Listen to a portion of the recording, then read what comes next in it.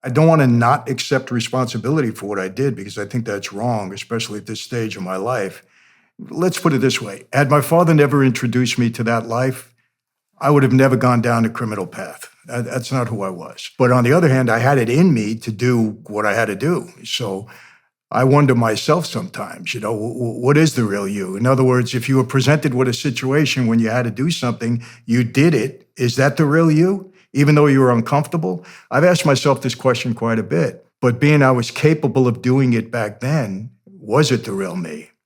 Is it the real me? You might think that because you, as I said, because you had decided to abide by this moral code and that it was a moral code, that you wouldn't be conscience ridden for doing some of the things you had to do to stay part of the family, because you'd already defined yourself in that way and also defined that as ethical. But it was still grating against something in you. And I would say, hopefully, that whatever was calling you to conscience was more the real you than the you that was stepping outside of your conscience to do the terrible things that you did. It's very interesting to me that despite your oath and your disciplined following of the appropriate practices, that you were still guilty.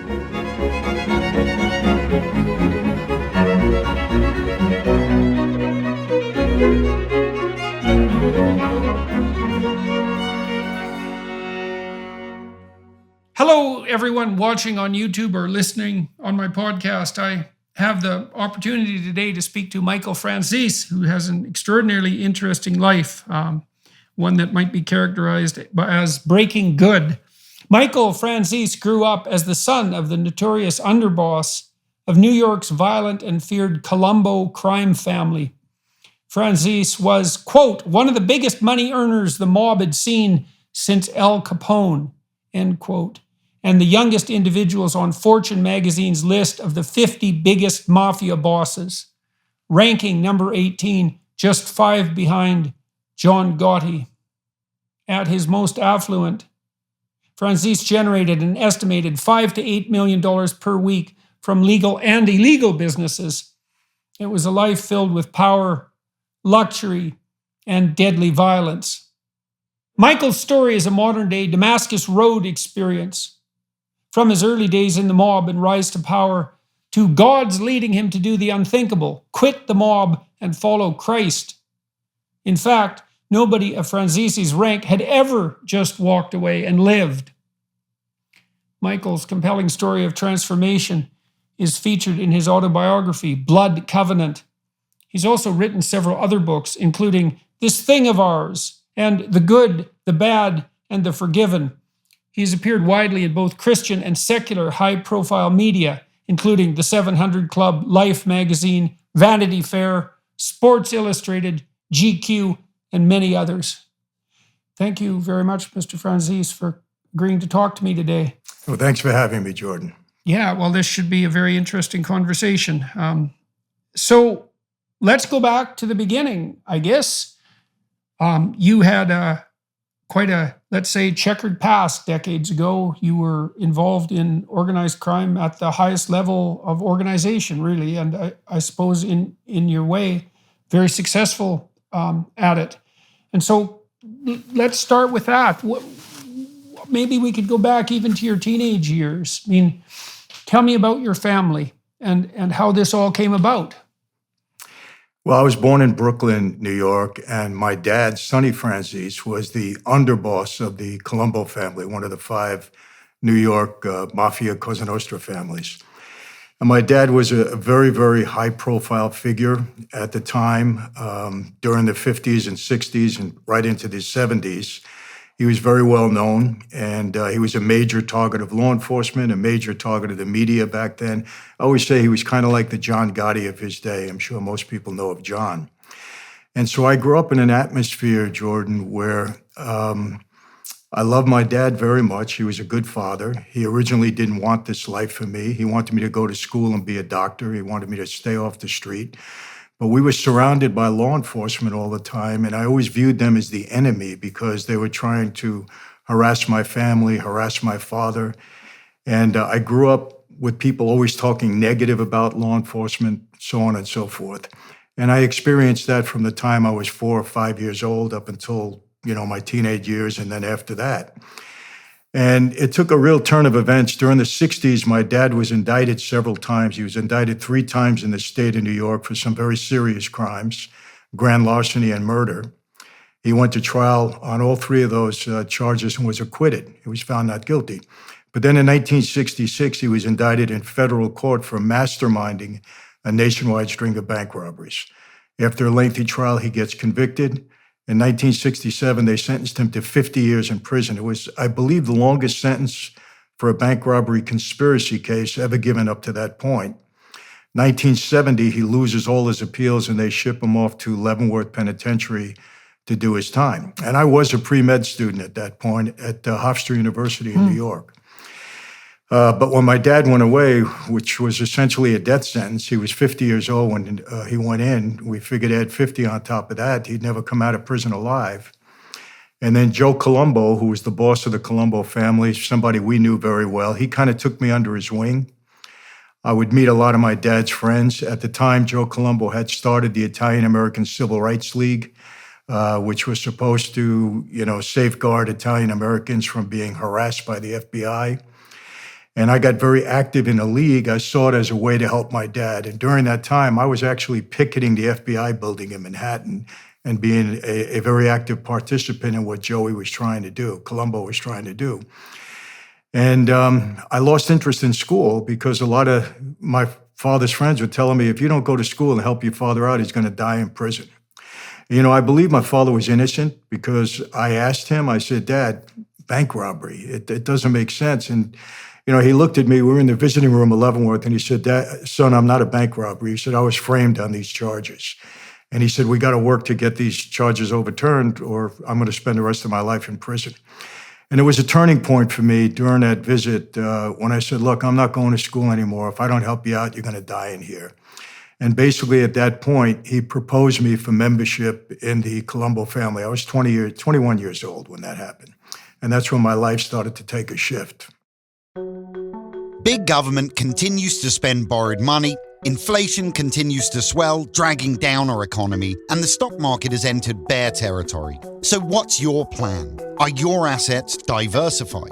I'm Philip Patrick, precious metals specialist for the Birch Gold Group. For nearly 20 years, we've helped Americans diversify into gold, and we can help you too.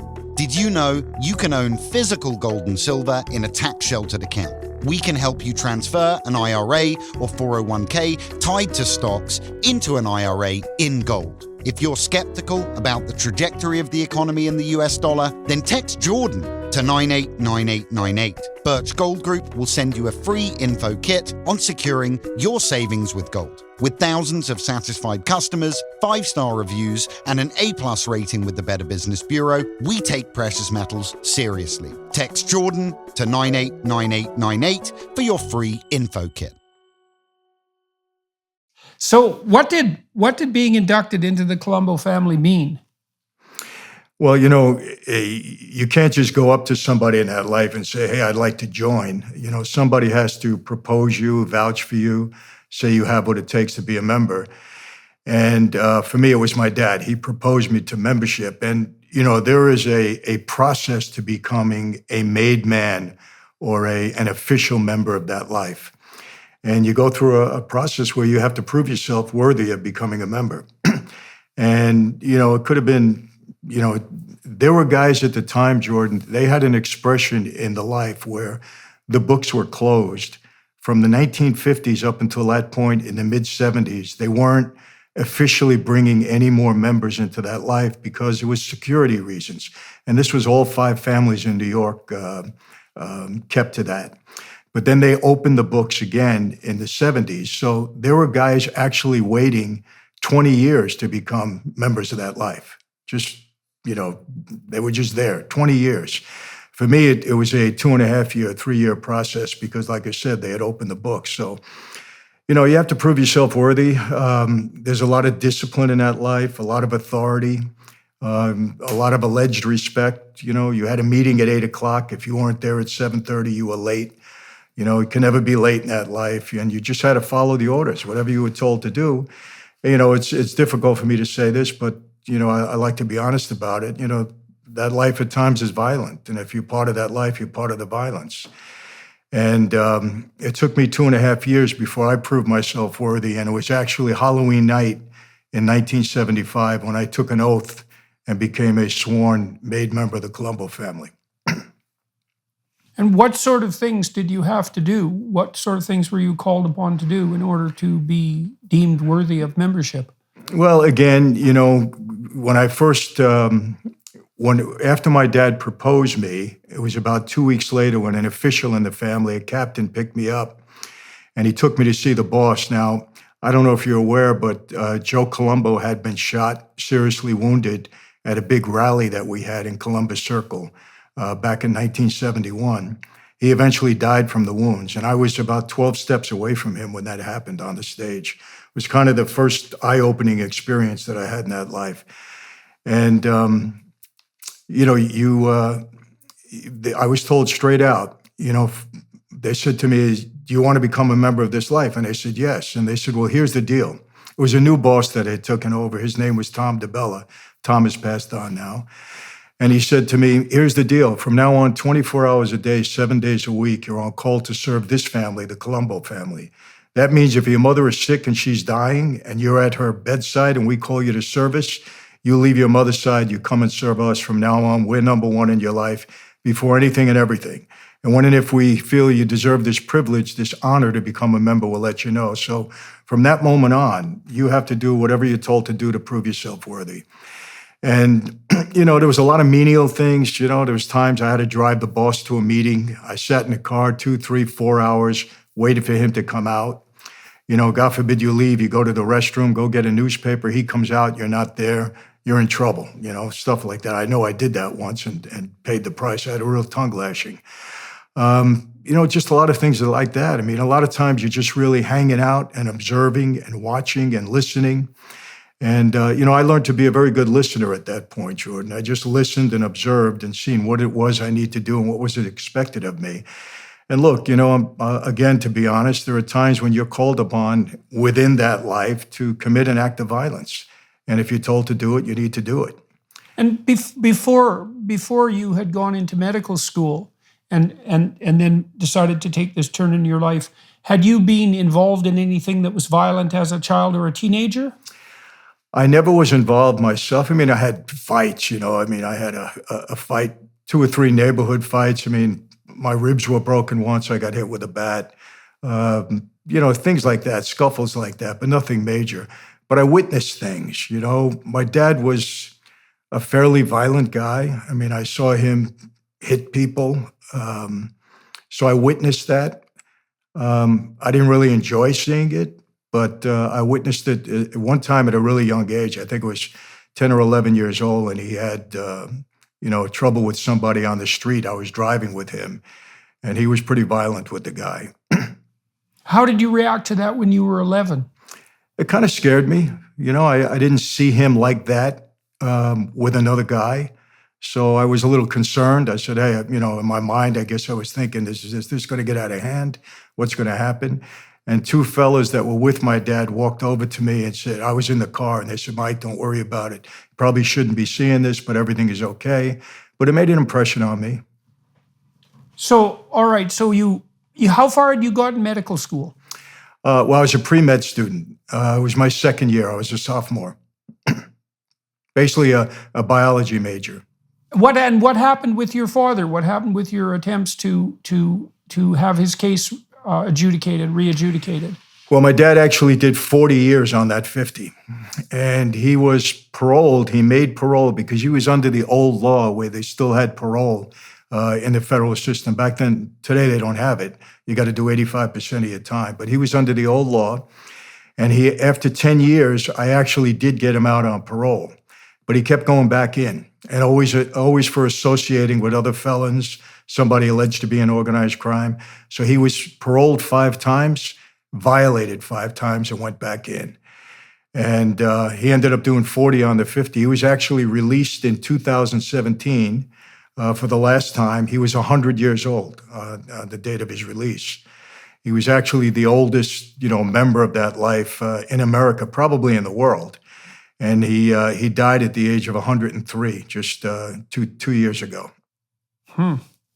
So what did it mean to be at that time, what did it mean to be part of the Cosa Nostra, 5 families in New York? And why 5? And how were they bonded together, or were they competing with one another?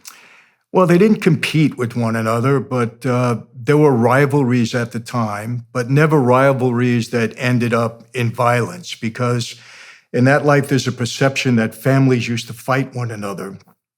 That kind of activity stopped in the 40s. You know, when Lucky Luciano got together and created the commission, and there was kind of a ruling body over the 5 families, the boss of each family was involved in it. They didn't fight among one another. They settled disputes amicably. Whenever there was a war in that family, it was always a civil war. It was usually for power or leadership. So, but I always say this, Jordan, I believe the golden years, if you want to call them that, of Mafia in New York, and probably throughout the United States, was really from the 50s until the mid-80s.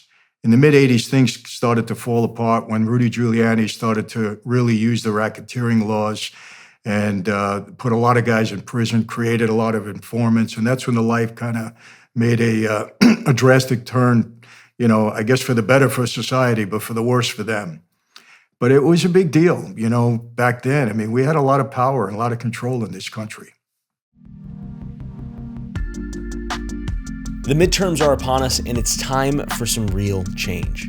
Inflation isn't going away, and if the current administration keeps handing out free checks, Americans won't just be hurting, they'll be fighting to survive. The typical investment portfolio of 60-40 stocks and bonds is down by 34%. Its worst drop in a century. Millions of Americans are taking a hit. What can we do to set things right? You could invest in assets that aren't dragged down by the stock market, like fine art with Masterworks. Fine art is so disconnected from stocks that even as the 60-40 portfolio keeps losing, fine art is selling for 26% more than it was last year. Just recently, Masterworks sold a painting for a 21.5% net return to their investors. Go to Masterworks.com and use promo code JBP to sign up for Masterworks and skip their waitlist. That's Masterworks.com, promo code JBP, or click the link in the description. See important disclosures at Masterworks.com/CD. Yeah, well, it said in your bio that you, at the height of your activity, you were involved in criminal activity that was generating something between $5 and $8 million a week, and that would be in the 70s, if I've got the timeline correct. Yes. So that's an awful lot of money. What sort of activities were you overseeing, and what did that overseeing consist of? Well, you know, there's you kind of find your own level in that life, and I like to explain it this way. There was kind of 2 types of people in that life. You were either a racketeer or a gangster. A racketeer was a guy that knew how to use that life to benefit him in business and went out and made money, not only for himself, but for the family. And a gangster was someone that was just not capable of that. And they were kind of I guess you can call it a thug. You know, they were the guys who did a lot of the street work. If you were a racketeer, you also had to be a gangster at certain times because you had to do that. You know, that was something you had to do. But normally they tried to keep the guys that were earning money, earning money, because no organization survives without money. So I was fortunate. I knew how to use that life to benefit me in business. And I went on to make a very significant amount of money. What did we do? Just about everybody in that life, in that level, is into gambling. Like, I had a lot of bookmakers that were under my control because bookmakers weren't really allowed to operate on the street unless they were some way affiliated with organized crime. We wouldn't let them. I put out money on the street at usurious rates. People couldn't go to a bank, so they would come to me. We did that. And I was, I was very aggressive on the street. I worked very hard. And a lot of people would come to me with different schemes. You know, there's a misconception that guys in that life sit in their social clubs and look at the next business that they're going to attack or infiltrate or corrupt in some way. And that happens on occasion, but normally it's someone from the business that would come to us and say, hey, we have a scheme to defraud our company or our business. Can you help us? And that happened to me quite often. And the biggest thing, to answer your question that I got involved in was I was involved in a scheme to defraud the government out of tax on every gallon of gasoline. And somebody brought the germ of an idea for me, and we created that into a huge enterprise, I would say, where we were generating $8 to $10 million a week. How was that implemented? That scam on the gasoline tax front? Well, initially in New York, and I think throughout the country, the tax on every gallon was collected at the gas station. The gas station operator was obligated to pay the tax. While that was happening, we had 350 or so gas stations that we either owned or operated, and we installed people in all of them. And to make a long story short, it would take the government about 10 months before they would come down on a company that wasn't paying tax. And we had a way to manipulate them so that it took 10 months. And then they changed the law. And they said that you had to be a licensed wholesaler in order to collect the tax, and then you had to pay the government. Well, I had 18 companies that were licensed to collect tax on every gallon of gasoline, and the same deal. It took them about 10 or 11 months before they came down on us. And we had accountants working for us that were able to keep them at bay for that length of time. And then by the time they would come down on a company, we'd just close the doors. That company would be over, and we'd move to the next license. So we did that I ran this operation for almost 8 years.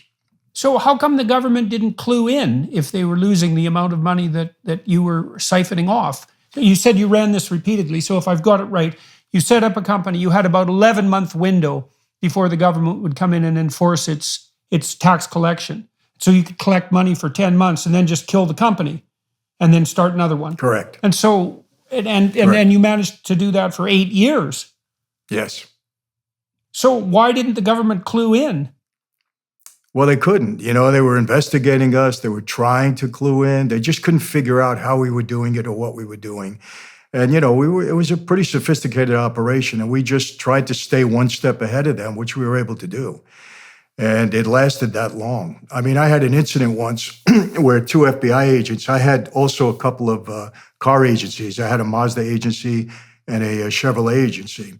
And they visited me in my offices once, and they brought me outside, and they said, look, we have an idea what you're doing. We know what you're doing, but we can't figure it out. Just tell us, help us, and we'll give you a pass on all of this.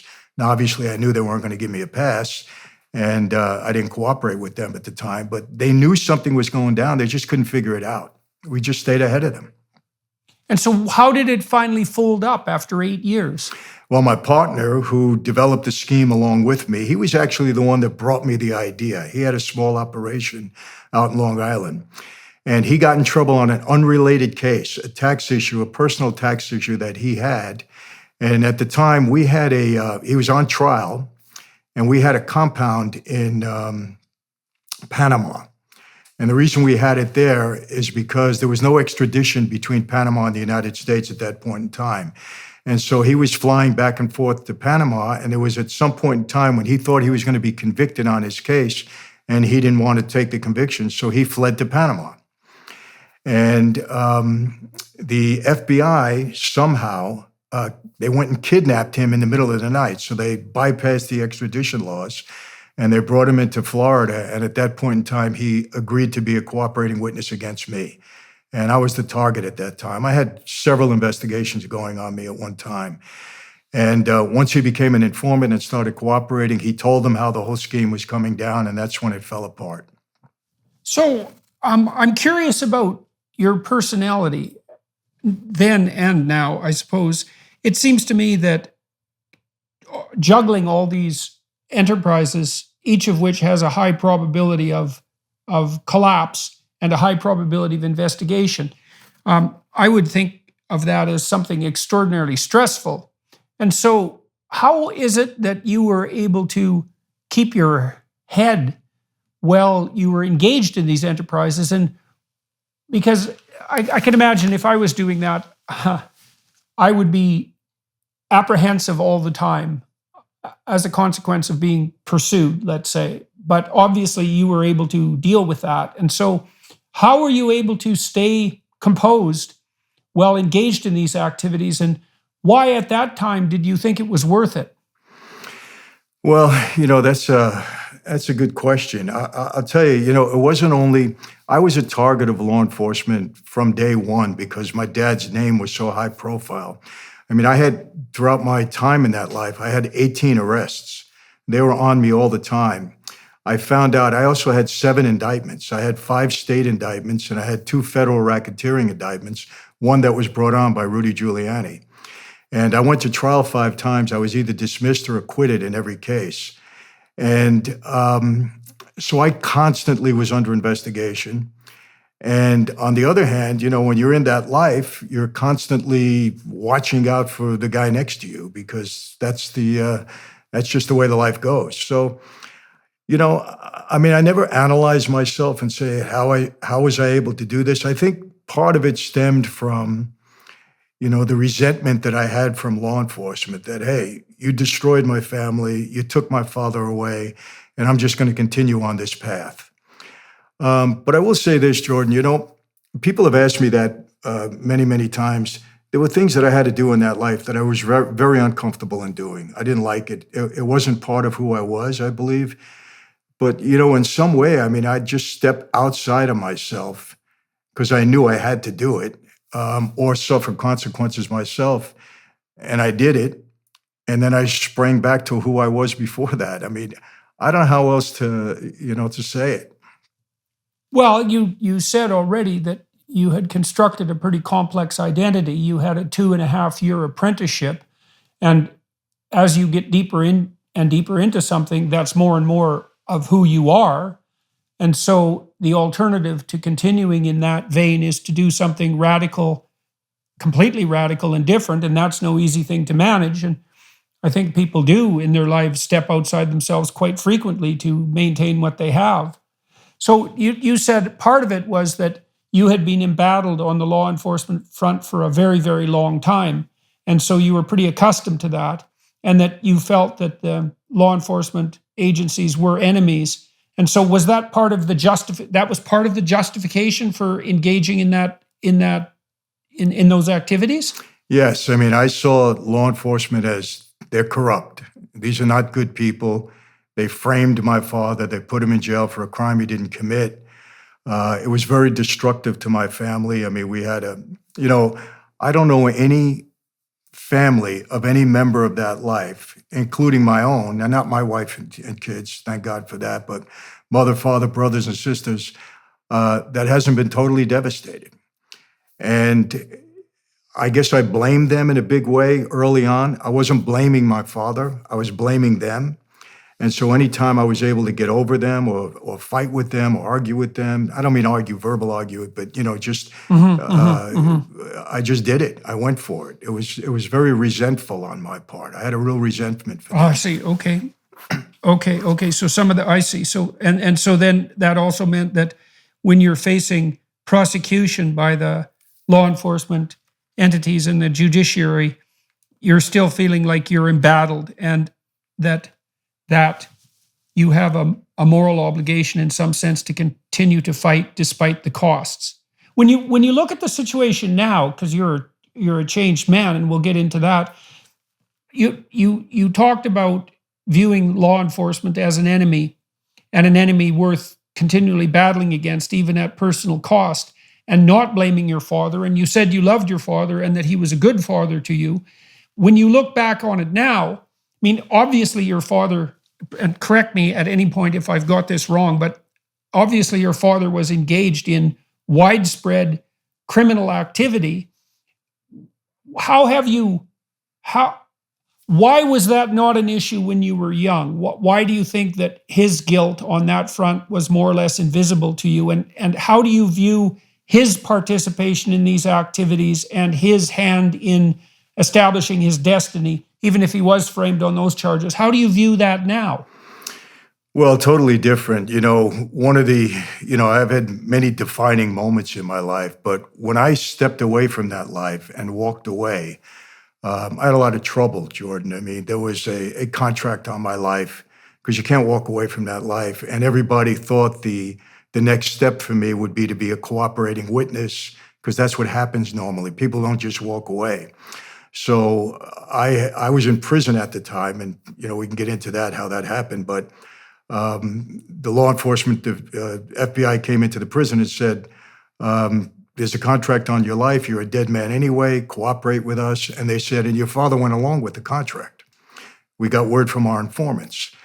Now, I understood that. I understood that because sometimes in that life, if you propose somebody and that person becomes an informant, well, you could be held responsible. In my case, probably not with my dad because of his reputation there, but it was possible. So I understood what he was doing. It hurt a little bit, but it didn't bother me that much because I understood the life well. And I said, well, these are some of the consequences I'm going to face. I don't believe my father would ever put a gun to my head, but he might have kept quiet, and just, well, hey, my son violated the rules. But it was really later on that I had a conversation with him, and this was many years later after I walked away. It was probably maybe 10 or 12 years ago, and I said to him, I visited him in prison on his last violation, and I said, Dad, our family's destroyed. I mean, my mother, 33 years without a husband. At the end of her life, she died in 2012. Her relationship with my dad can only be described as ugly because she blamed him for everything that went wrong. What went wrong? I had a sister, 27 years old, died of an overdose of drugs. My brother, 25 years a drug addict. I can't even begin to tell you what he put the family through, and me personally, trying to keep him alive on the street. Another younger sister, 41 years old, she died of cancer, but she was never mentally stable. And I said, Dad, you got to claim responsibility for what you destroyed our family. Because he was asking me, you walked away. Why did you do this? And I said, because I didn't want to put my family through what we went through. And, he looked at me and he said, well, none of this was my fault. I said, well, what do you mean by that? He said, well, I was framed on this case.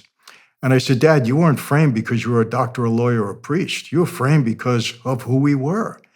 I said, you got to come to terms with that because eventually you were going to go down. He wouldn't accept responsibility. So that's it. So that's interesting. So okay, so let's talk about that a little bit because that's extremely interesting. So because you might think that given that he had lived an exceptional criminal life, that he would have been willing in some sense to accept the guilt that would be part and parcel of that. I mean, if you engage in criminal activities, then you're doing criminal things, and obviously that's wrong in some sense, or it wouldn't be called criminal. And you'd think that that would be part of the price you'd pay for whatever success and respect you might generate as a consequence of doing that. Maybe whatever adventure you might have as a consequence of doing that. But the fact that he dwelt on the narrow fact of his innocence in that regard means to me, in some sense, that he was denying his, and I think this is what you're telling me, is that he was denying his culpability. And you often hear that, especially the high-level criminal types are without conscience. But that doesn't seem to be an appropriate description of the situation with your father, because if he was without conscience, he would have just said, well, of course I was guilty and they framed me, the sons of bitches, but that's exactly what you'd expect. But, I had it coming to me in some sense because of all the other things I did. But you said that he was clinging to his innocence and also unwilling to take responsibility for what he had done. And do you think that's an exaggerated version of what you had to do when you stepped outside yourself, so to speak, to commit the sorts of acts that you didn't regard as part and parcel of you? Yeah, I think it could be described that way, yes. And I got upset with him during that meeting too, because I said, how could you not claim responsibility for any of this? I said, our family was destroyed. And he refused to do it. He was now again, I don't know if he just couldn't face me and say it. Maybe inwardly, I can't look into his heart and his mind, but he was very adamant about, denying it. And maybe in some sense, I don't know, maybe that had a carryover effect on me during my time in that life. Because my dad did teach me one thing. He said to me, he taught me a lot of things that I thought were very helpful to me. But one of the things he said is never admit to anything. Never. No matter what. You don't ever admit to anything. Let them prove it. Let somebody else prove it. And I saw that as being wrong later on. But during my time in that life and growing up, that's how I would never admit to anything. If you guys want to get me, you got to get me. I'm not going to help you. So that was my mentality back then. Right. Right. And do you think that did that also carry over? Do you think it's hard to practice something without it becoming habit, let's say? And so you might say, well, did that carry over to your attitude to yourself? Because I am very interested in that idea that you brought forward earlier about having to step outside yourself when you saw yourself doing things that you didn't regard as essentially you. It's a strange distinction, right? Because there's the real you that's doing the things that are good, and then there's the sporadic you that are doing terrible things, but that's not really you. There's a line of denial there. Mm-hmm. And that's not conscienceless in any sense. It's just, in some sense, it's the denial of conscience. And you did say that, your father seemed to manifest the same attitude on a very large scale.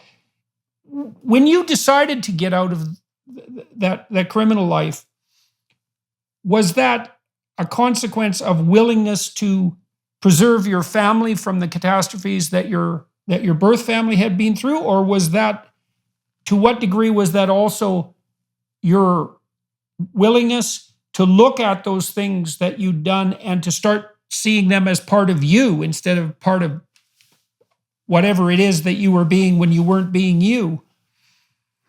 Well, there were a couple of things that led to that. Jordan, one of the horrors of that life is that you make a mistake, your best friend walks you into a room, and you don't walk out again. And there was a night when I had that experience. There was a lot of talk about me on the street. I had a very big crew at that time. We were making a lot of money. There was a publication, I think it was Newsday, that wrote a story that said I was getting powerful enough to break away from the Colombo family and start my own family. There was no truth to it. It was a fictional story, but you know how the media is. And so guys on the street start to get a little bit nervous of that, especially my boss at the time. So without going into all the details, unless you wanted me to, I was walked into a room one night, and I didn't think I was going to walk out again. And it was one of the scariest times of my life. It was not heroic that I walked in. It was more robotic. I just said, hey, if this is it. I was such a product mentally. Well, I'd like to hear the details. Tell me what happened. So you were becoming very successful, and you were a story was generated about you in the press, about your ambitions, and obviously that caused some concern. So tell me the details. Okay, well, my dad was on parole at the time, and I was a captain in a family. They had elevated me to that position. That's a powerful position, capo regime, captain. And my dad was also a captain. And I went to see him. He sent for me. I went to see him, and we were in the driveway of his house in Long Island. And he said to me, the boss wants to see us tonight. And because my dad was on parole and I had no record at the time, I drove him everywhere. I tried to shield him from people because he kept getting violated. So wherever he would travel, he would go with me. I'd keep people away from him. So I said, okay, what time do you want me to pick you up? Because we knew it had to be a covert meeting because the boss was also on parole and we couldn't all get together because it would have been a violation for the two of them. So he said, well, they want to do this differently. They want me to come in first and they want you to come in second. And I said, well, why do they want to do that? I said, no, we're not going to do that. You know the talk on the street. I said, we're not going to do that. Why would they separate us? I said, we'll go together. Long story short, it was the first time I really had an argument with my dad ever in my life because I always respected him. Even if I disagreed with him, I did it nicely. But he was very adamant, very insistent. He said, we had an order. We got to do it that way. I said, okay. So another captain in the family called me and he said, meet me in Brooklyn on 18th Avenue. And so I drove in from Long Island. I met him. I parked my car and I got into his car. Now, this is somebody I knew my whole life. He was another captain, equal rank with me. When I got in the car, in the passenger seat, there was somebody sitting behind me who I recognized, but I didn't know well. And I started to get a little like, what's going on here? And it was about a 15-minute drive to the house where we were meeting the boss at that time.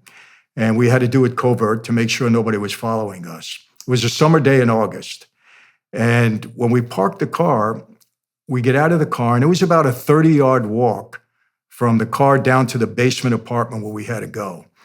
And I get out of the car and I start to walk, and the fella's name was Jimmy. Jimmy, I assumed, got behind me, and the other fella got out behind him. And this was a very bad setup, Jordan. I said, something is dramatically wrong here. I said, this is wrong. And, you know, when I think of this, I'm telling you, every time I think of it, it was that intense for me. I can hear like the crickets chirping, and I see these little lightning bugs that we had at the time in New York. And as I'm walking down there, I'm saying, this is bad. I may not walk out of this room. And I started to get very nervous, scared. Started praying. I wasn't a prayerful guy at that time, but I started praying. And I knew the setup, you know, walking down those steps, that door opens, and it might be the last thing I ever see. I don't know how I didn't faint when the door opened. But anyway, we go in. I sit with the boss. My father wasn't there. And we go back and forth, and they were grilling me over money and all this stuff. And what happened, I started to get mad. I was getting angry. And I realized you don't ever get angry with the boss. That's a bad move. And I said, look, it looks like I'm walking out of here. Let me just keep my cool, which I did. And when it was over, you know, hey, let's have a glass of wine and everything is good and we're hugging. And, you know, I just wanted to leave. So I told Jimmy, the fella driving, I said, Jimmy, drive me back to my car. I got to go to Long Island. It's a long drive. So we get in the car, and I was really just about to, I was very angry with him because this is somebody I knew all my life. And I wanted to tell him, why didn't you prepare me for this? This was serious. And he looked at me and he said, before you go any further, Michael, he said, I want to tell you this. He said, this was very serious tonight. You held yourself well in there. It could have been a problem. When he said that to me, I got even more upset with him. I said, you're my friend. You don't let me know. You don't prepare me, give me a hint. And he said, no. And I'm sitting there, and he said something to me that really got to me. He said, if it was the other way around, would you have told me? And I thought about it for a minute, and I honestly said, no, I wouldn't have. He said, well, you know this life as well or better than anybody. You grew up in it. He said, this is the life we lead. And I was in silence for about 10 minutes. I was just thinking about all of this. And then when I went to get out of the car, he grabbed my arm and he said to me, I want to tell you something. You're not going to like this, but you can take this to the bank. He said it just like that. He said, your father was in there earlier tonight. He didn't help you one bit. He hurt you in there tonight. And I was pretty stunned. I mean, to the point where I couldn't even ask him, what do you mean? But as I was walking back to my car, Jordan, knowing my father so well, I knew what he did. He didn't help me. He said, look, if my son is stealing money or anything's going wrong, I have no idea. He handles everything. You know, I'm on parole. I don't get involved in anything. He threw me under the bus. And I found out later on that's exactly what happened. So it made a real impression upon me. I said, man, if this life can separate father and son, you know, after the bond that we had, you know, both the blood oath that we took and father and son, I said, what do we really have here? And it was 2 years later that I met my current wife, which was really my motivation for walking away. But I still say to myself, I wonder, and I'm not sure. I'm saying, if that incident never happened, would I ever have walked away? Because my dad had a very strong hold on me, as did the life. So Right. I don't know. I mean, I don't know if I would have ever walked Right. away. Well, it sounds to me, given everything you've told me so far, is that the people who were involved in that life set up a morality of, it's something like a morality of patriarchal loyalty that goes above all else. Is that there are like military style obedience is required, and that all morality is therefore now a consequence of abiding by the rules of the game. Mm-hmm. And that would mean you sacrifice your personal happiness, you sacrifice the stability of your family, you might even sacrifice the relationship you have with your son. But the manner in which you're moral is to abide by the code of the family. And that sounds like what's inculcated. Does that seem accurate? Absolutely. Absolutely. Okay, so that would also mean that when you were viewing yourself doing things that you didn't think were, say, integrally part of the real you, one of the other justifications for that is, well, that's the code that I'm bound to abide by because I've decided to enter this life and I've put my word on doing so. And so at the moment, in order to continue that and to abide by my word, I don't really have any choice. That's accurate. Yeah, one of the things that really disturbed me about my dad is that he wouldn't take any responsibility for it. None at all. And what I had said to him on a few of his violations, I said, Dad, the family is falling apart. You need to leave New York because you can't make it in New York. You need to get away from everybody and preserve the family. And he wouldn't do it because his legacy in that life meant more to him than anything else. He wanted to be known as the guy that would die with his boots on. He would never be an informant, no matter what. He stood up, with a 50-year prison sentence. That's what he wanted to take to his grave, and that's what he did. But in the meantime, the whole family was destroyed.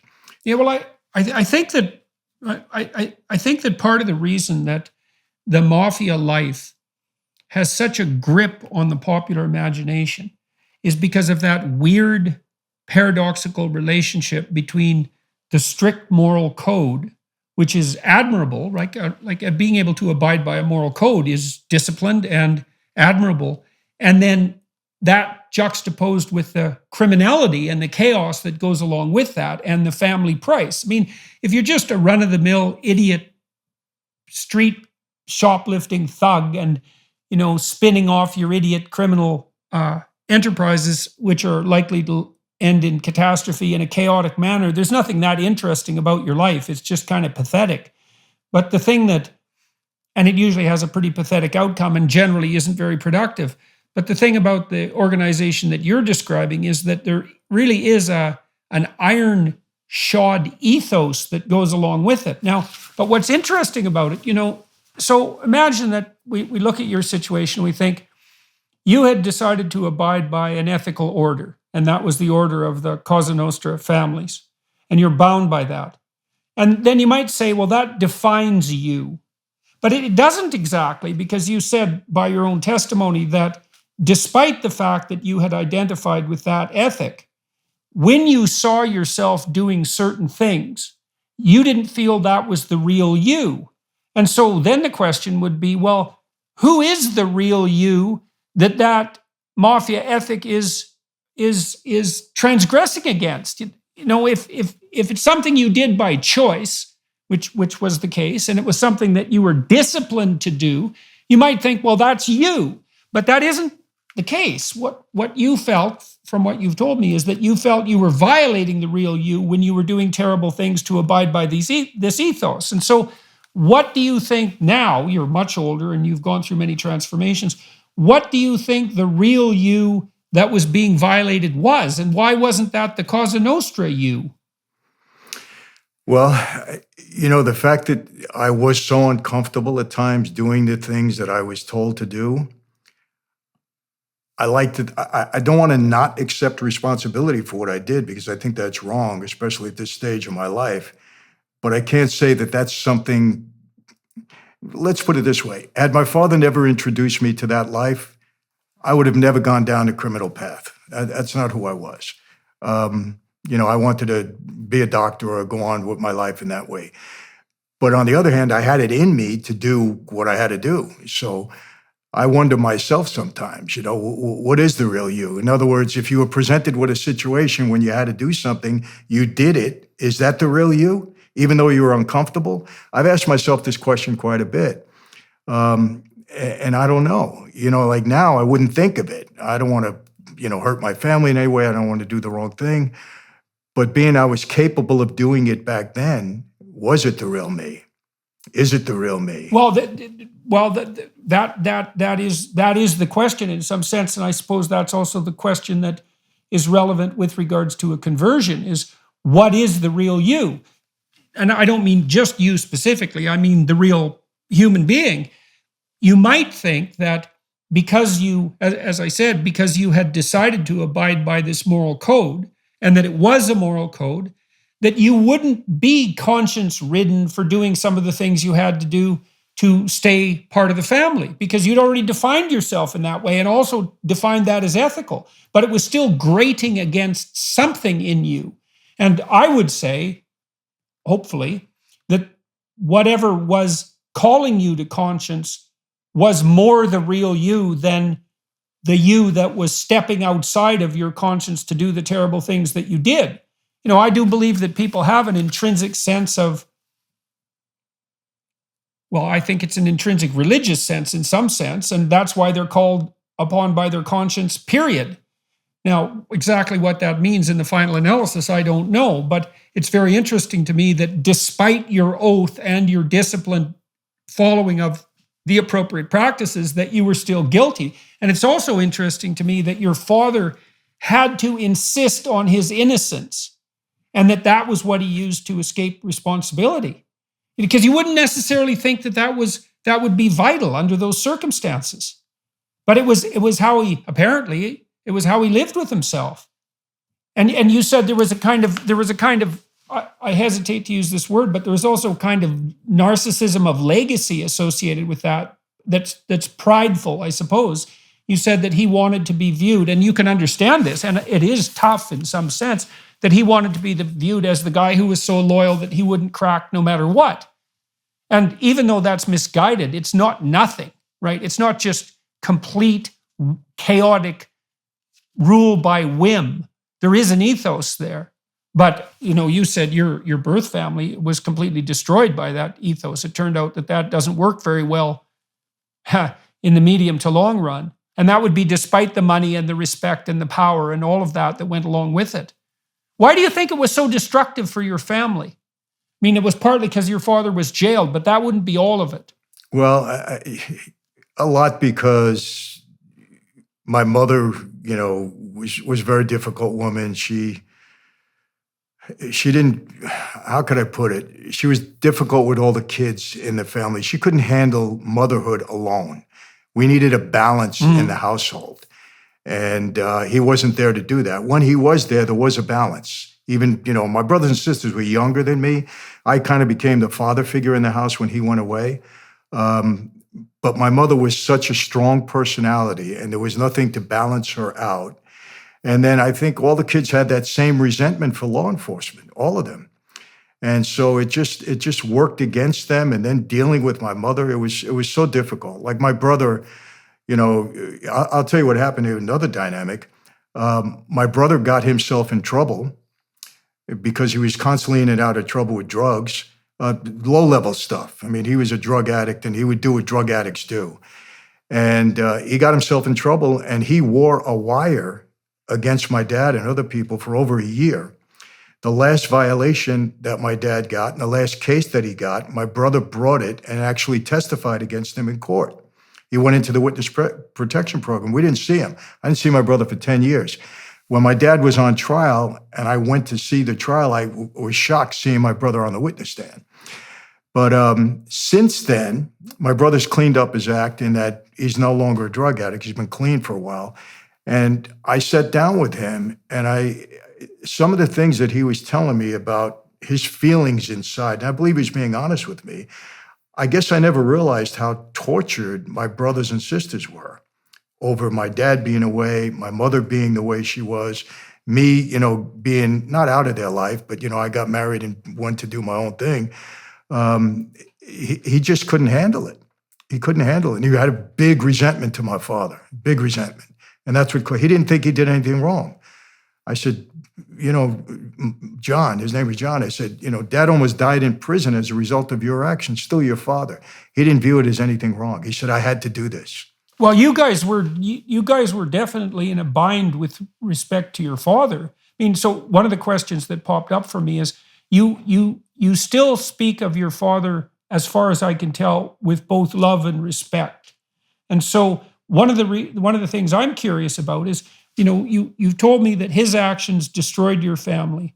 You told me that he was involved in high-level criminal activity, that there's no doubt about that. And although he was framed on the charges that he went to prison with, and that he bears a tremendous amount of moral responsibility for the havoc that was wreaked in his wake, but it's clear to me that you still love him and you respect him. And so I'm curious about why you loved him and respected him first. And then, well, let's proceed from there. So what was it about the way that your father interacted with you when you were a kid and a teenager, let's say, and maybe even later, that produced this love and respect despite the other elements of his character?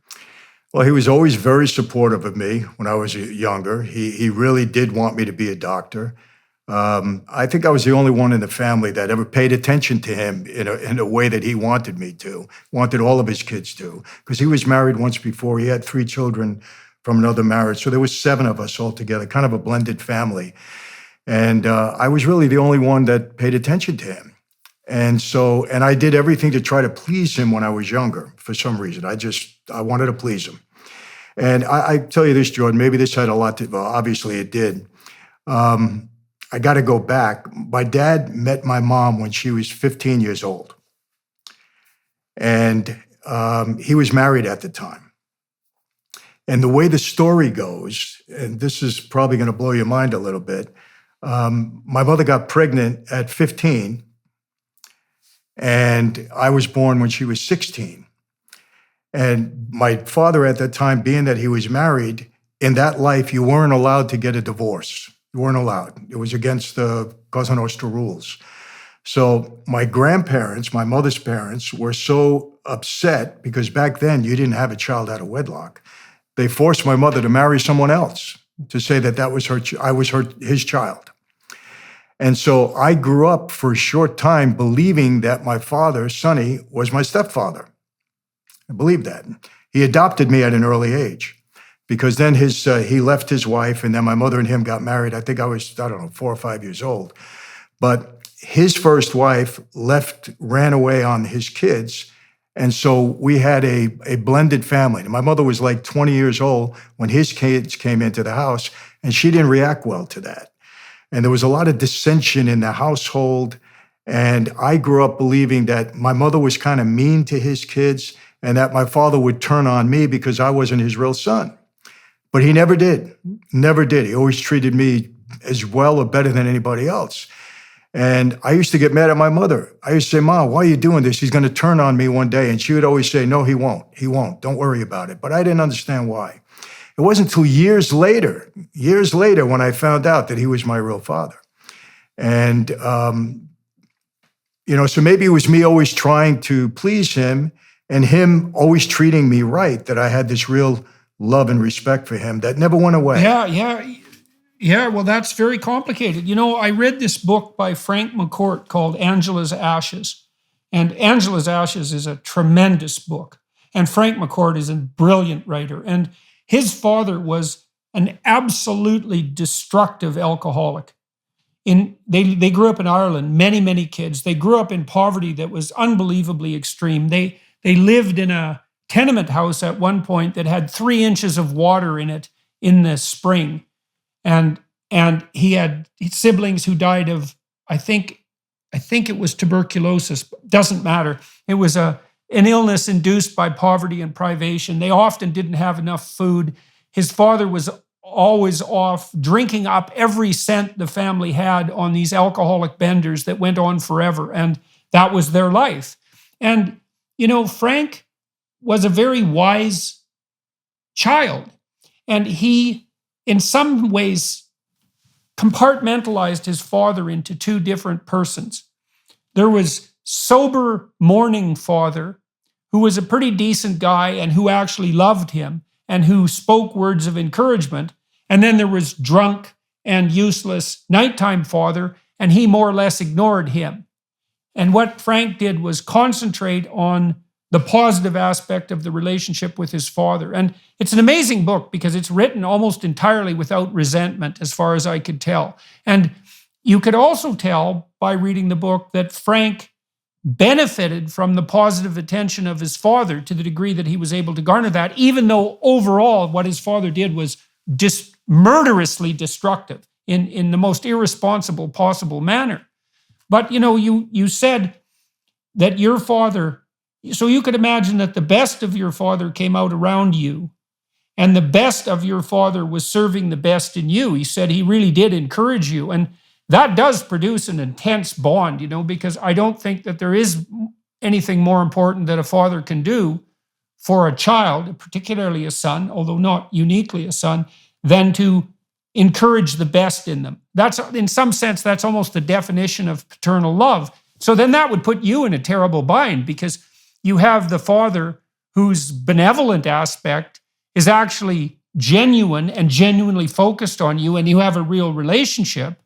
And then you have outside of that father, the criminal father, who's doing all these other things that are in some ways completely contradictory to that. And, and your response was intense loyalty to your father. Yes.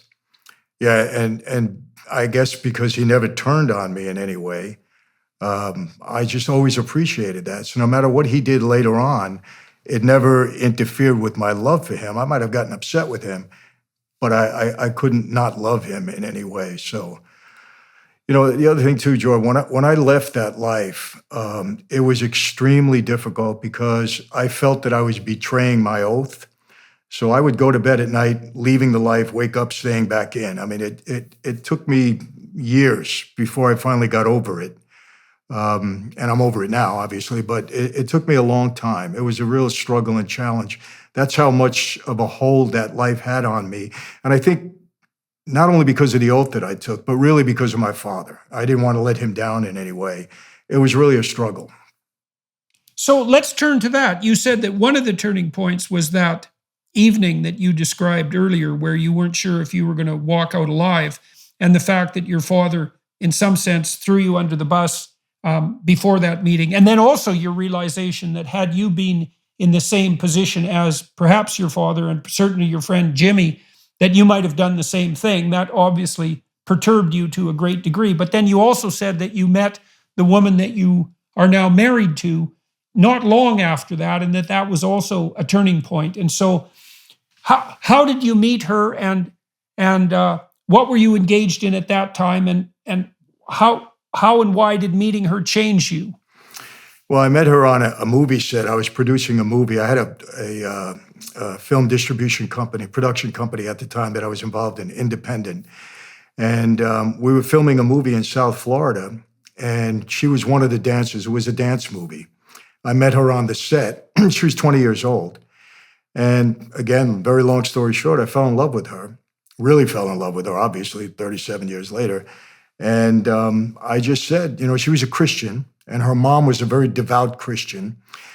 And I said at the time, when I was falling in love with her, I said, my life is a direct contradiction to what these women believe. And they didn't really know anything about me. They were from Anaheim, California, and I'm from New York, so they didn't really know anything about me.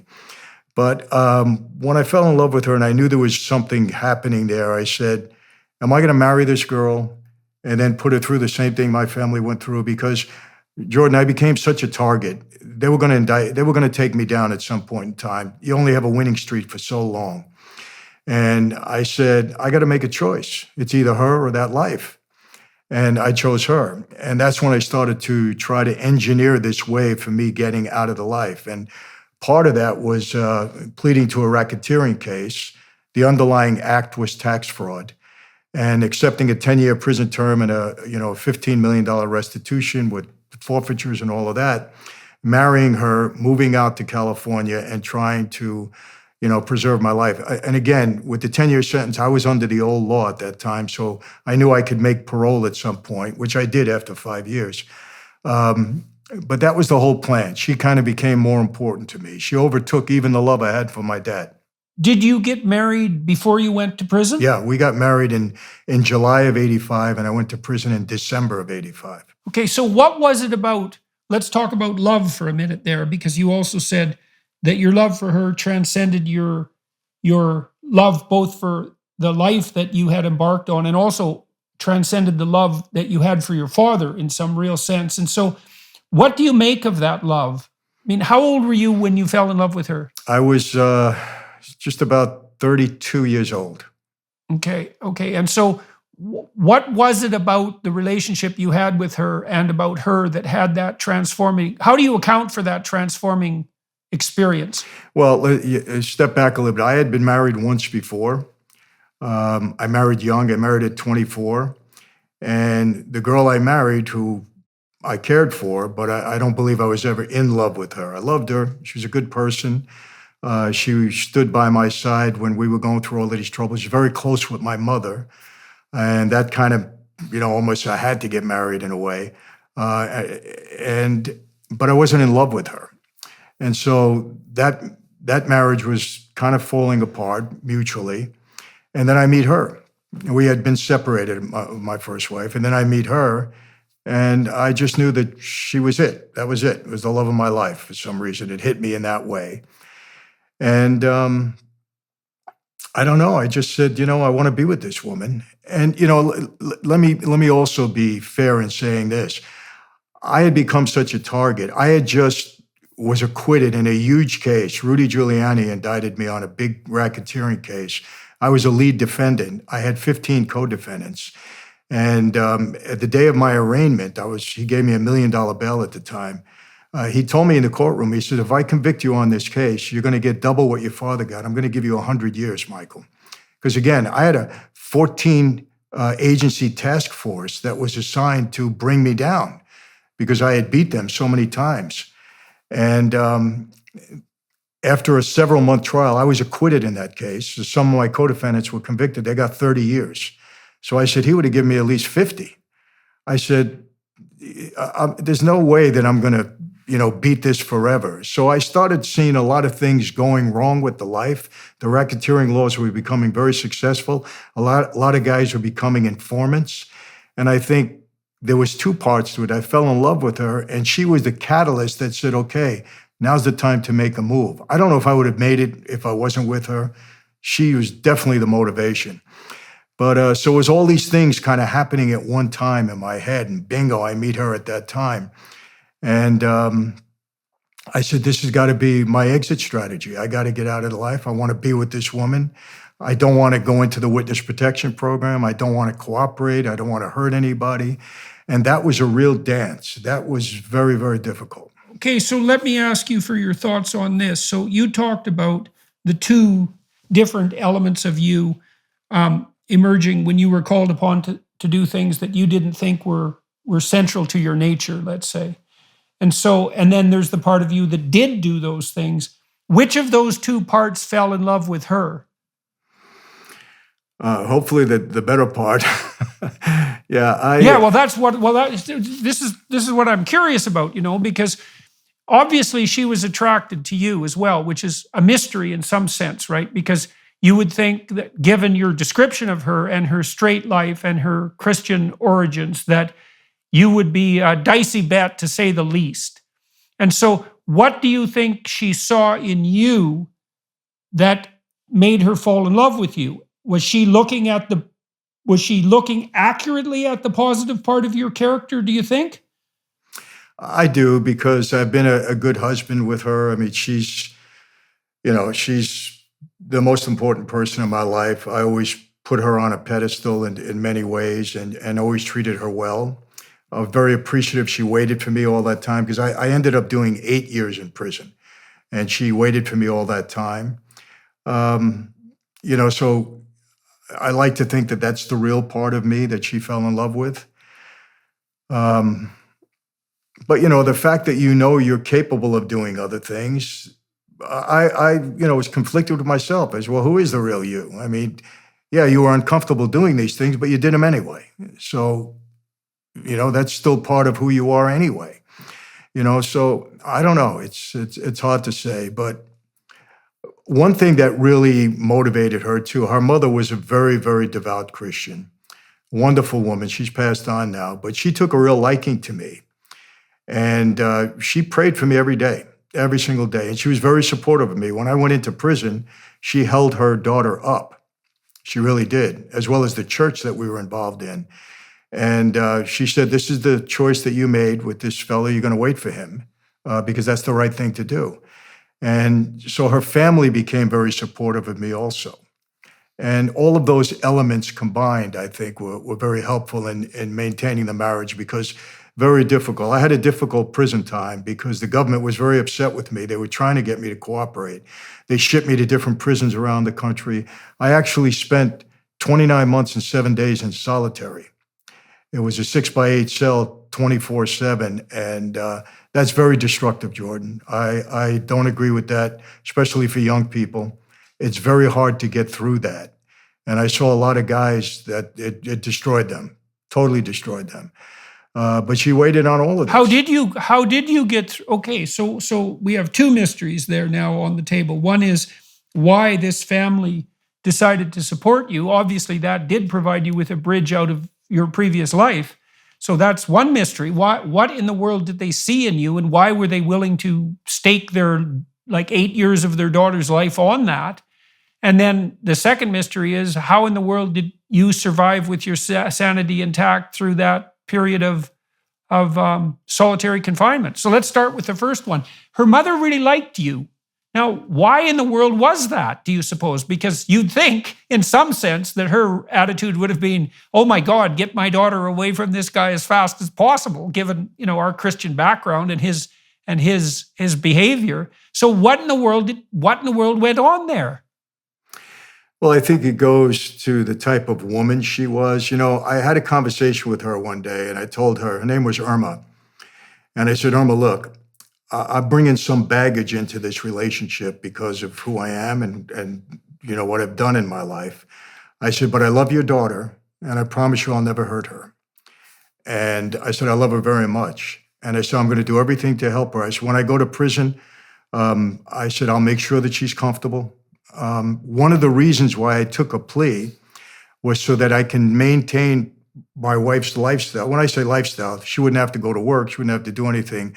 So it was part of the negotiation where I'd maintain the house and money and all of that, even though I paid a big fine and restitution. So I said, she's going to be comfortable while I'm away. I said, and I'll never hurt her. And from that moment on, she became my biggest supporter. She believed in me. And because of her Christian faith, she was very prayerful in that. And she said, told her daughter, this man loves you. And if this is the choice you're making, then you have to stick with it. And her grandmother was the same way. And I think that was, because Cammie was 21 years old when I married her. She was a good girl. She was a Christian, but she was still a young girl. She was a dancer at the time, so I think that had a lot to do with it. And even when I was in prison, I tried to maintain, one of the things that really, really scared me in prison wasn't the prison experience, but when my dad went to prison back in his day, he was allowed one visit a month and 1 3-minute phone call. As a result of that, he wasn't, he just became so separated from the family. My brother had cancer in his leg. We never turned to my father. Everything that went wrong in the house, we didn't turn to my dad because he wasn't there. We couldn't even discuss it with him. So he had no input. And him and my mother grew apart. That's when the kids started to grow apart from him. I maintained a relationship because I'd go and visit him every month. And so I was afraid of that. I said, I don't want that to happen with me and my wife. So fortunately, the laws changed. You were allowed to get on the phone. When I made my deal, to take a plea, part of the negotiation was they'd send me to prison out in California, so I'd get visiting. So I'd maintain that relationship with my family. All I cared about in prison was maintaining a relationship with her. I was able to do that. So, I took care of her in that regard. Her mother just believed in me. And her father was kind of he was an alcoholic. He had some petty little stuff on the street. So he liked me a lot, in that regard. I think maybe he looked at me, wow, this is big time for him. I don't know. But, that's what held it together. And then, she's a genuine person of faith. She's very sincere in her faith, as was her mother. So, and then let's look at the experience in prison. So you were in solitary, you said, for 29 months. Yes. Okay, so how in the world did you get through that? And what did it do to you? And was there any utility in it? Or was it just torture? Well, emotionally and mentally, it's torturous. When you look back on being in solitary 29 days, I can't differentiate one day from another. I can't differentiate 1 hour from another. If I think back and I don't know, it was one long day. That was it. And for me at the time, I dove into my Bible. This is when my faith-based transformation took place in solitary. Dove into my Bible. I had my wife send me in several books on all faiths, and I started to study all different faiths. And it sustained me in a big way. I had a Sony Walkman. I was listening to a lot of the pastors that were interpreting scripture. I was trying to make sense of it, Jordan, because, evidence has always played a major role in my life because I was either fighting my dad's case, my cases. It was all about evidence for me. So I like to see proof when I'm buying into something. And for me, there was enough proof. It was almost overwhelming to me that scripture was real, the Bible was God's word, and that Jesus was my Savior. And I came out of there with that concept, with that belief. And that's where the transformation really started to take place, because I said, you can't have one foot in, one foot out. If you're going to be a different person, you got to be the right person, and you got to maintain that. And even though, I say this, you could take the boy out of Brooklyn, you can't always take Brooklyn out of the boy. I still have things that I think about in my head, and sometimes reactions that I hold back from, thank God. But overwhelmingly, my faith has won out and kind of keeps me on track. That and family, obviously. So you had three things going for you then when you made your transition to your new life. You had the love of your wife and her family. You had faith, and you had your proclivity for loyalty. You said, well, when you went into your new life, you went all in. And then you also talked about the experience you had in solitary and the evidence that you gathered. You were reading about different faiths. What was it about? Why did you decide at that point to start studying faith traditions, and more particularly the Bible? Was that a consequence of the influence of your wife, or what do you think was happening there?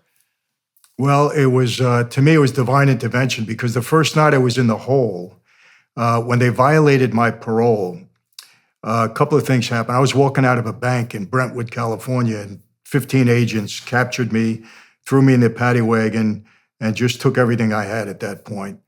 And they were upset with me because I wouldn't cooperate, basically. I was playing a game with them, making them think I was, because I was trying to just, get on the right side of the government, but not really giving them anything that they can work with. And finally, they knew that I was playing a game with them. They violated my parole and said they were going to indict me on another case, and that I'd spend the rest of my life in prison. And they drove me to the lockup in LA at that time. They were going to transport me back to Brooklyn in the morning where the case was. And that first night in the hole. Okay, so let me get, sorry, I'm confused here. So tell me when that was happening. This was before you struck the plea bargain with the government? This was after I had done 5 years. I was out on parole for 13 months, a very difficult 13 months. Okay. And then the violation. And Okay. Yeah, that first night in the hole was honestly, I was a guy that was pretty much, I can accomplish anything that I want to accomplish. I was very determined. I had confidence, not arrogance, but confidence in myself. And this was the first night when I said, I think it's over for me. I'm done. I said, they took all my money because they leaned all my bank accounts. They said they were indicting me on another racketeering case. And I know by past experience, you don't beat a case with a public defender. It cost me millions to defend myself and become victorious at these trials. I said, my wife, she waited for me 5 years, 13 very bad months on parole. I had a rough time. People were after me. It was a very difficult game that I was playing with them. And I said, how's she going to wait for me now? I'm going to lose the girl I did all of this for. We had 2 little babies. I said, and they're not going to put me out on the yard. I said, I got people looking to hurt me still because I walked away. I'm going to spend the rest of my life in this hole. And I really felt for the first time in my life, hopelessness. It's the strongest emotion that I ever experienced up to that point. And quite honestly, Jordan, if I could have closed my eyes and not wake up, that's what I wanted. It was too painful to think about my future. So I was only 40 years old or something. I said, this is it. I'm done. And a prison guard walked by my cell and he looked in and he said, you don't look good tonight. Are you okay? And I chased him away. I said, get away from me. Leave me alone. I don't want to see you guys. And he came back about a minute later and he pushed the Bible through the slot in the door. And, it was after a little bit of time that I picked up the Bible, and that's when I started my journey. And it really started with the book of Proverbs. The book of Proverbs really got me because of the wisdom and the intelligence of Solomon. I was, wow. I'd never read the Bible. I grew up a Catholic, but in Catholic school, you don't read the Bible, you read the catechism. Priest reads the Bible from the pulpit on Sunday, he reads the gospel. So it was my first real experience reading the Bible, and I just got hooked. And that's when the journey started. And I said, look, the way I reasoned, I said, I made two very bad decisions in my life based upon loyalty. I followed my father blindly into this life. I took an oath, and look where it got me. I said, I can't do this a third time. If what my wife and my mother-in-law are telling me about eternity and Christ is true, I want to see it. I want to believe it. I want to see the evidence. And so my journey was really in a search for evidence that this was the truth, not justifying it. And that's why I asked her, I said, I want to read about Hinduism. I want to read about Judaism. I want to read about all religions. Send me books. And she did. And I just came out of there believing. That was a long time ago, obviously. It was in I violated the parole in 1991 and spent from 91 to 95 in there. But that's when my journey started, and I just came out of there very positive that Christianity was the right way to go. So in the first 4 or 5 years that you spent in prison, you were already affected in a positive manner by your wife's love and by your decision at that point already to leave the life that you had led. Yes. But you got out on parole and things didn't work out well. And you said that had you violated your parole when they picked you up? Well, I don't want to say this, but not really, because I had failed to file my income tax. And the reason I failed to file it because they claimed that I had money buried in certain places. And my lawyer advised me, he said, Mike, if you don't file, it's a misdemeanor. If you file fraudulently and they ever find money of yours anywhere, he said, that's a felony. They'll, indict you again. You're going to spend another 10 years in prison. So he said, just don't file. So I didn't file when I was on parole. However, I had to report my earnings to my parole officer every month. So I wasn't I was still letting the government know what I was earning, but I didn't formally file my income tax. And that was a violation. And they tried to, I honestly, Jordan, I don't even remember some other silly little things they put together. But, when they want to violate your parole, they're violating you. They don't need much at all. So, but that was the basis of it. I see. And so it was the second time that you were put in prison that really did you in, the night that you were thrown in. Yes. That made you like rock bottom hopeless. Yes. You'd rather be dead than to continue the way that you were. And that's also when this prison guard showed up with a Bible, despite the Yes. fact that you chased him away. Yes. And so what do you think you found so compelling about it, especially when you were reading about other faiths at the same time? I think there was two things. I mean, obviously, so many stories in the Bible were compelling to me. But one of the things that got me, I became a New Testament guy because I really focused on, the manhood of Jesus, number one. I wanted to really look into Jesus' character since he's the basis of our faith and what kind of a guy he was. Because remember this, Jordan, my whole life, from the time I was a kid right through the time I was in that life, the standard we had to live up to was to be a man's man. That's it. You had to have integrity, you had to be strong, you had to be courageous and tough and treat women the right way. It was always that. So I wanted to study Jesus of Nazareth first to establish if he was the kind of man that I would follow. And he obviously came through with flying colors for me with that. And then one of the things that really got me was that after the apostles, again, it's always this legalization that I put in my mind. After the apostles, after Jesus' death, the way the apostles stood up and went to their death for someone that had died, I really believed in the resurrection. And if there's no resurrection, there's no really Christianity. It's all about the resurrection. And their testimony, their witness meant so much to me. It was so powerful. And I said, man, I know guys in the life that were turning informants left and right, and we were a life supposedly built on loyalty. And here's 12 men, or 11, whose leader was dead, and yet they were willing to go to their death as a result. That was very powerful evidence to me. And then things just kind of stemmed from that, because you don't die for something you don't believe in. You don't die for something that is not real to you. At least I can't see that. Even if it's wrongly real, if it's real to you, you may sacrifice yourself for it. But if it's not, you're not going to. Mm-hmm. So that speaks to that loyalty. That speaks to that loyalty that we were talking about earlier, that ethos of loyalty that you had. And so, and then you also said that the rules that you had abided by were the rules that you might say a man's man would abide by, but they were insufficient in many ways, given, let's say, what happened to your family and also your own experiences. Why did you find the example that you encountered in the Gospels more compelling than that? You said because people were willing to die for their testimony, and that spoke to the loyalty, but what was it about the particulars of the life of Christ that also you found convincing in a manner that would change the way that you were interacting with the world? Well, I started to think about where the loyalty really was in our life, and loyalty could be built on love, could be built on fear.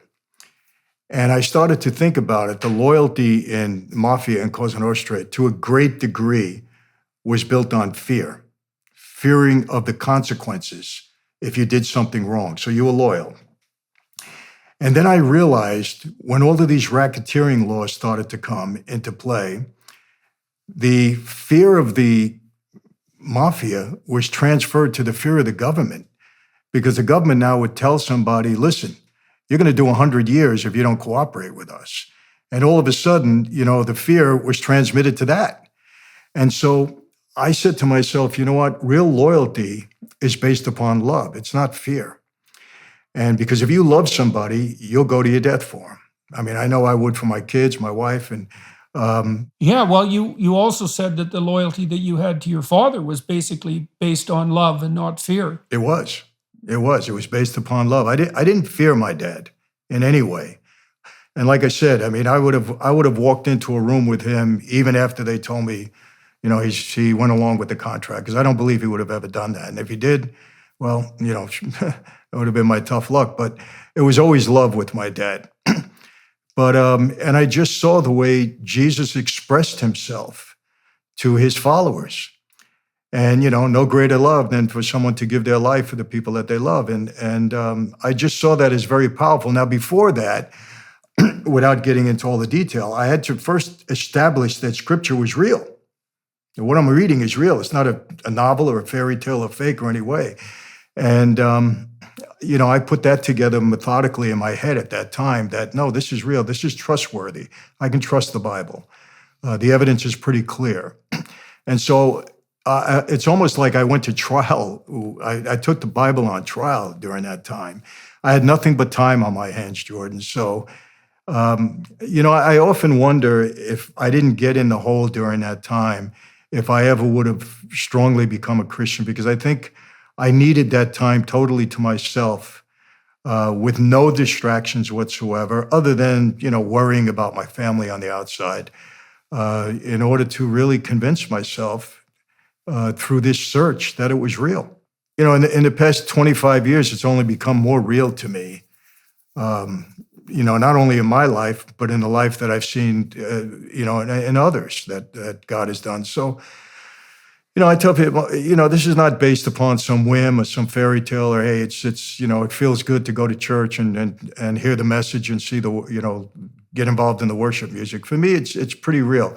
Not saying that I'm perfect in any way, because you still have sinful tendencies, no doubt, but you get better. You have to be better. If you're not better, then something's wrong. Then it's not real. So how did you start to change during the second prison term as a consequence of this unfolding decision? What did you stop doing and what did you start doing? And how did that change life for you in prison? Well, again, in the hole, there's not much you can do. You're just there 24/7. But, something happened during that time, Jordan. This hatred that I had for law enforcement. There was a case going on in Chicago, and they wanted me to testify in that case. As a matter of fact, they said they were going to indict me, probably something they couldn't have indicted me. It was somebody that I knew. And I'll tell you what happened. They came and picked me up in the middle of the night. And one FBI agent came and was bringing me to Chicago to talk with the U.S. attorney. And it was me and him. I was handcuffed. We were on a flight. And we get to the airport in Chicago, and I hardly even spoke to this guy. I didn't want to talk to him. And we get to the airport, and he says to me, wait here. He took the handcuffs off me. He said, I'm going to get my car. I said, what? I said, I'm a federal inmate. I said, he's leaving me in the airport all alone. Now I'm wondering if this is a setup. I'm saying, what's going on here? I'm starting to get a little nervous, you know? And he doesn't come back for about 20 minutes. And I'm in the airport by myself. I'm looking around. I'm saying, something's going on here. This guy, first of all, he'd lose his job if I ran away. He'd be in a lot of trouble. He just left me there. And then he comes back, and I get in the car with him, and I'm driving with him, and I told him, his name was George. I said, pull over. He says, what? I said, pull over right now. And he said, what's wrong?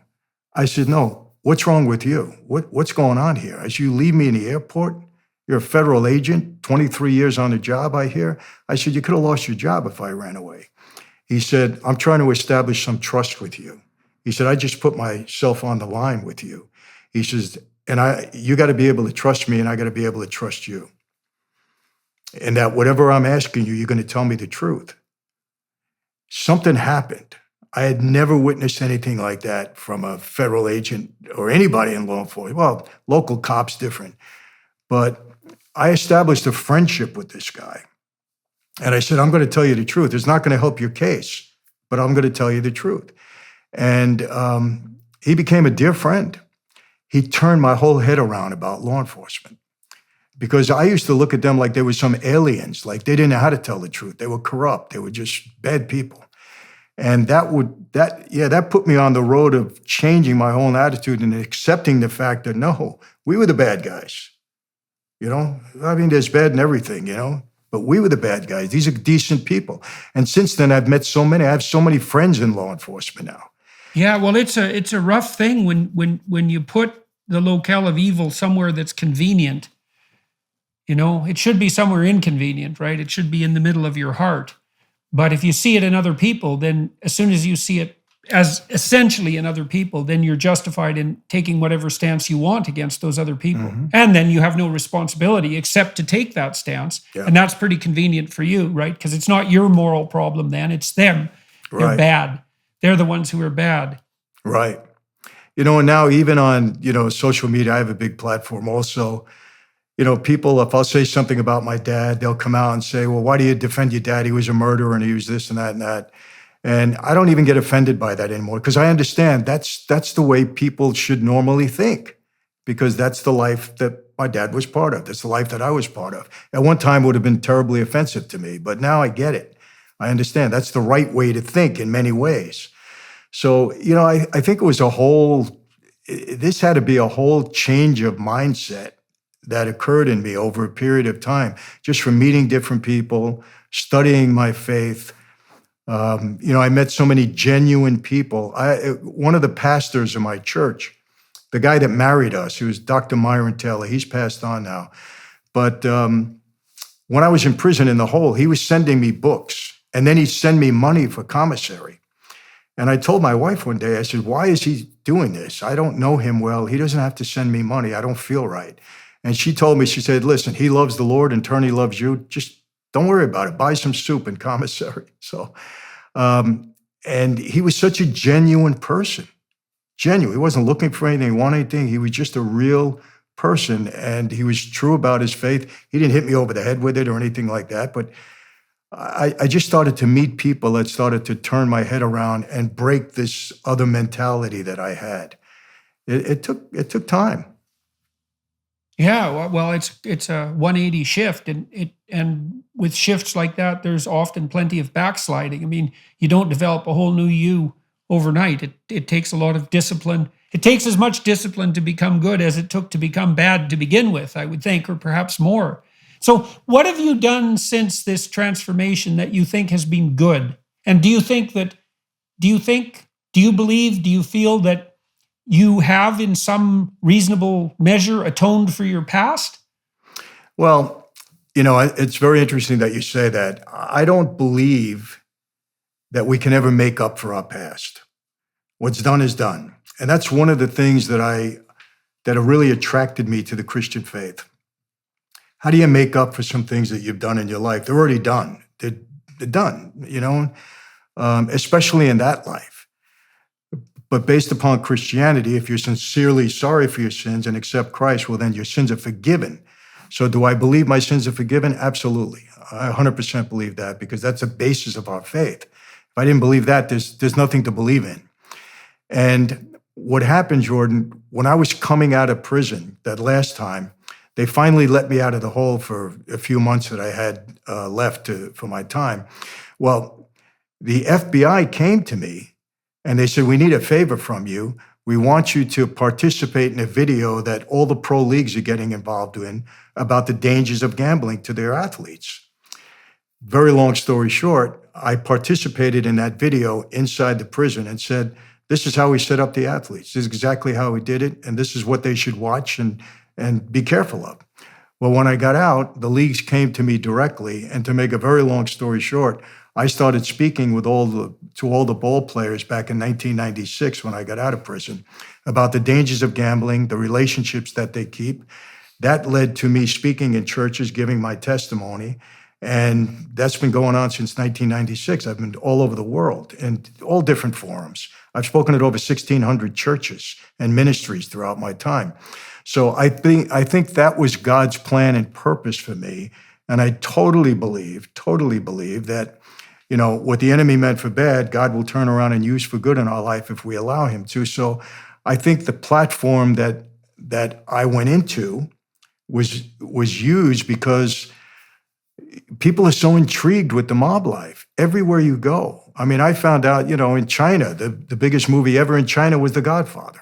I've experienced that in Singapore, Australia, you name it. I just did a 16-city tour in the United Kingdom, and you would have thought I was a rock star. I couldn't believe it. Yeah, well, I think it does have something to do with that strict sort of hyper-masculine ethos that's, we live in pretty chaotic times morally.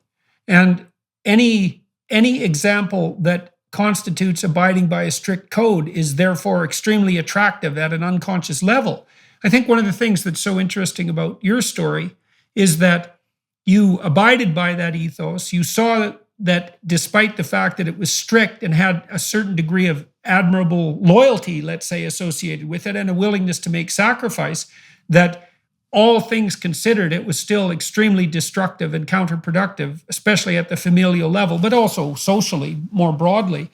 And then you found a path that you regarded as equally admirable, or with regard to loyalty and the willingness to make sacrifices, but also had additional components that your previous lifestyle didn't have at all. And that's resulted in this transformation. And so it's a story that's remarkable in two fronts. One is, well, you were an exemplar of this first ethos that has this unconscious attractiveness associated with it. And second, you found that wasn't good enough, and you needed something and found something that served you and everyone else better. So makes quite a compelling story, and it's a hard one to deny, especially when you'd been that far out on the criminal front and then flipped around 180 degrees. And also how painful that was to actually manage. So, yeah, let me ask you this. I have said this many times. I don't think that everything that's illegal is not necessarily immoral. And I've said this. I've said it from the stage in church. I said I have no moral issue whatsoever with stealing tax money from the government. I'm being honest. I would not lose a night's sleep in doing it. I won't do it because I'm accountable now to God and to my family. I don't want to put them in trouble. I don't want to make mistakes like that. People rely on me for a lot of things. But morally, I don't have a problem with it. And I'm being honest.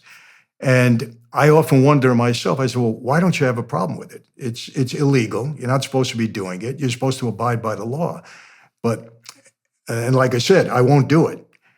but I don't have a moral issue with it. So I don't know where that puts me at times. Is that still the old me, or is that justified? Because I believe the government is corrupt. I mean, I read about it every day. I just wrote a book, Mafia Democracy, about the government. Yeah, well, maybe you can't fight corruption with corruption. You know, maybe that just doesn't work. Even if your fundamental point is accurate, you know, and maybe that's part of the ethos of turning the other cheek, which is a very complicated thing to think through, right? Because it can look like weakness, that's for sure. And I think often when people do it, it is weakness. It's not out of moral virtue, but it can be. I think if you turn the other cheek and you don't have to, well, then maybe that's something that's ethical. And I do think it's a dicey thing to fight corruption with corruption. And maybe that was part of the problem with you regarding the police as enemies, you know, and then being willing to engage in criminal enterprise in some sense for revenge, is that even though to whatever degree your supposition was correct, the manner in which you chose to fight wasn't productive. It was just going to make the problem worse. Yeah, that makes a lot of sense. You know, another thing, I have this issue with my wife. Maybe you can help me there too. My father always taught me, he said, Michael, don't ever lie to hurt somebody. But if you have to lie to help somebody, that's okay. And I've lived by that code throughout my life. I'm not going to lie to hurt somebody, but I'll definitely lie to defend somebody and help somebody. And my wife said, a lie is a lie. It's wrong. And I try to explain it. I said, well, wait a second. If I had to protect our son from something that he did, would you want me to just give him up if he was wrong? Or should I protect him? I said, my instinct is to protect him. I don't know how to do it any other way. I said, I couldn't do it.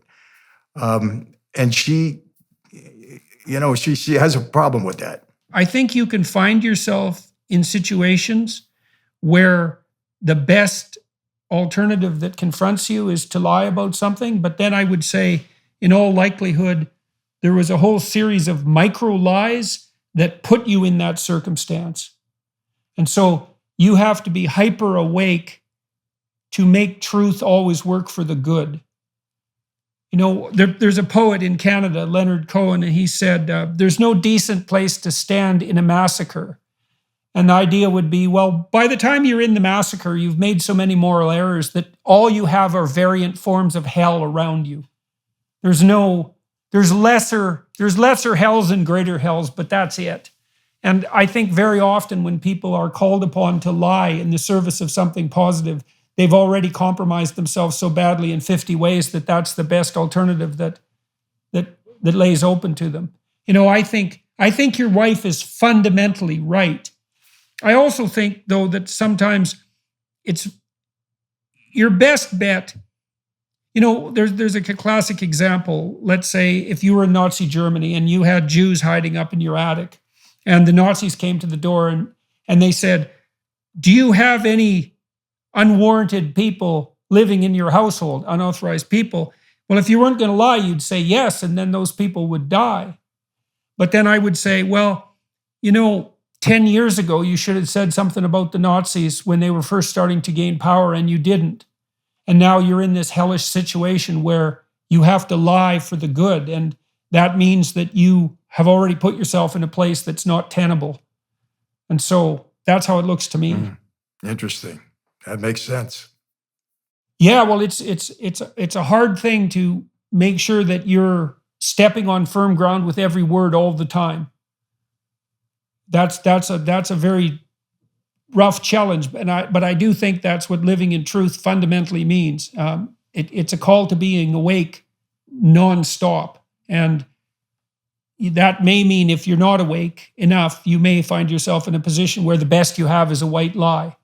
You know, people have asked me these sorts of things trivially, like if your wife comes to you and she's bought a new outfit, and she says, well, how does this look? Your best bet is to say, well, it looks great, dear. And I would say that's not really your best bet, because it's better if she can rely on your word. And maybe the right answer in that situation is, don't ask me questions that you don't want an answer to. Right? It's, you know what I mean, is that there, if you step carefully enough, sometimes even in awkward situations, and I know that's a relatively trivial example, you can find a way of telling the truth that serves the good and doesn't betray someone that's still true. You know, you have to wrestle with yourself to make that happen, but you can make it happen almost always. Understood. So, yeah. Well, look, we're running out of time on this front. I want to talk to you for another half an hour behind the Daily Wire Plus platform. As most of you who are watching and listening now know, I do an extra half an hour interview with all my guests to walk through some more of the details of their life, and to find out, I suppose, what success looks like. And so that's what we'll be delving into.